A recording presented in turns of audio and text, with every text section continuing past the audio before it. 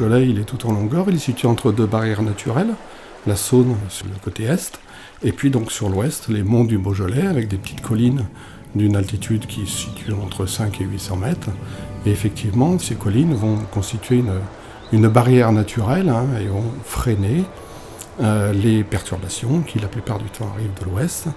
Et donc ces petites collines vont permettre une alimentation, et ça c'est une petite magie de la région, une alimentation en eau limitée, satisfaisante mais limitée, pour donc alimenter le vignoble en bonne quantité pour aboutir à une production de qualité.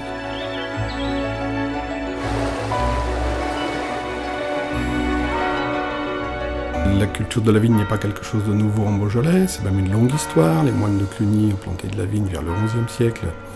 Donc c'est pas par hasard qu'ils ont mis de la vigne ici.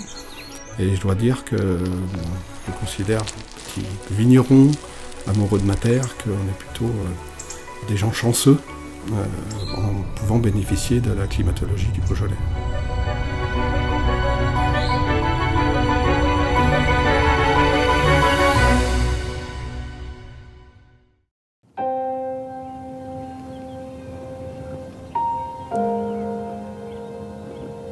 L'eau est indispensable à la vigne.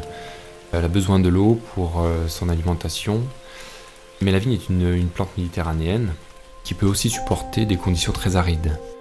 Elle a quand même besoin d'eau à des moments très spécifiques de sa croissance, pour sa construction, mais aussi pour alimenter son raisin et pour faire gonfler ses baies.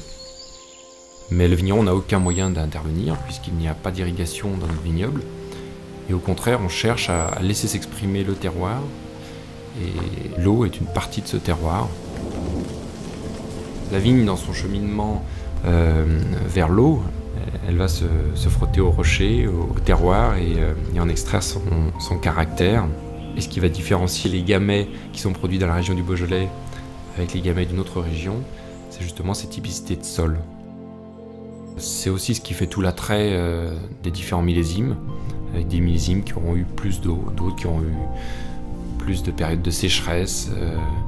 Et cela va donner des vins différents, des vins qui ont un effet millésime justement.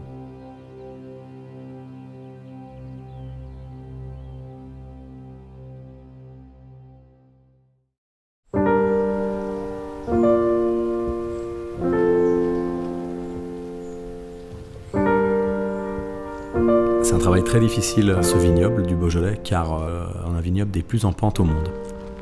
Les ceps sont très bas, avec des pentes qui vont de 15 à 35 voire 40%, donc difficilement mécanisables. Le vin, oui, ça fait transpirer à le faire.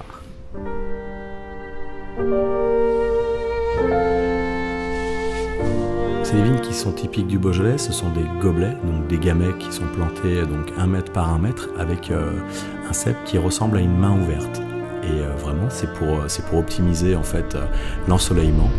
Ces ceps de gamay en Beaujolais sont plutôt cultivés comme des bonsaïs, donc vraiment pour optimiser la qualité et non la quantité. La vigne, il faut savoir qu'il faut que ce soit difficile pour faire du bon vin. Il faut qu'elle soit dans des pentes avec peu de terre, ou qu'elle soit sur des terrains très caillouteux, même si c'est plat. Donc c'est difficile à la planter, c'est difficile à labourer parce qu'il y a des cailloux, ça glisse. Plus le terroir va être compliqué, va être délicat pour la vigne, plus la qualité va augmenter au niveau des raisins. Il faut que ce soit de la difficulté. Voilà, pour du plaisir dans le verre.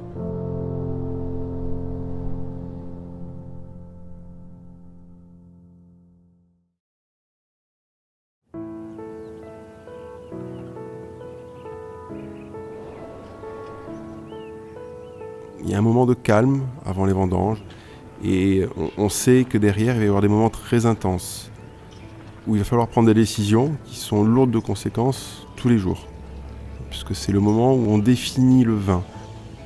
L'acte le plus important pour moi dans la définition d'un vin, dans ce qu'il est, dans ce qui sera, c'est le moment où on donne le coup de sécateur.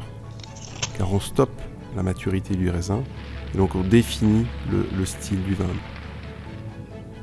La dégustation du grain de raisin en lui-même, sa prise en bouche, l'appréciation des arômes qu'on va avoir dans la pulpe et surtout de toutes les qualités de la pellicule. C'est quelque chose qui est simplement fondamental. quand on a des tanins soyeux, qu'on peut mastiquer, mâcher une pellicule de raisin pendant 20-30 secondes sans avoir de crispation dans la mâchoire, et même des fois les pépins aussi, et qui ont un petit goût de noisette quand ils sont très mûrs, c'est extrêmement bon. Un pépin de raisin mûr, c'est comme de la noisette. Là on est sûr qu'on coupe les raisins, on les met dans la cuve, ça sera bon, quoi qu'on fasse en cave, il n'y a pas de risque.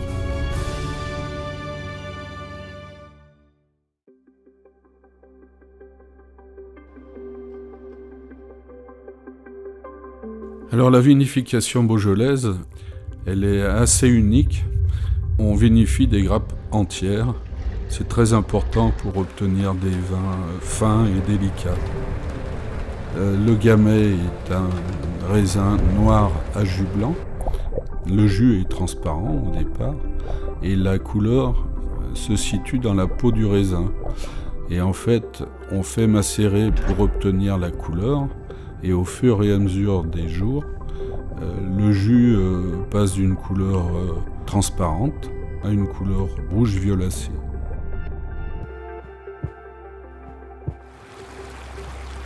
Lors de la fermentation alcoolique, le sucre se transforme en alcool et en gaz carbonique, et donc il y a un dégagement gazeux, on voit les bulles qui sortent.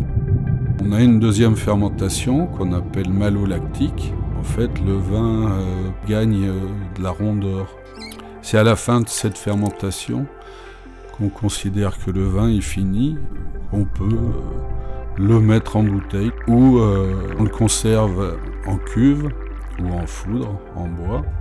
On en fait du Beaujolais de l'année.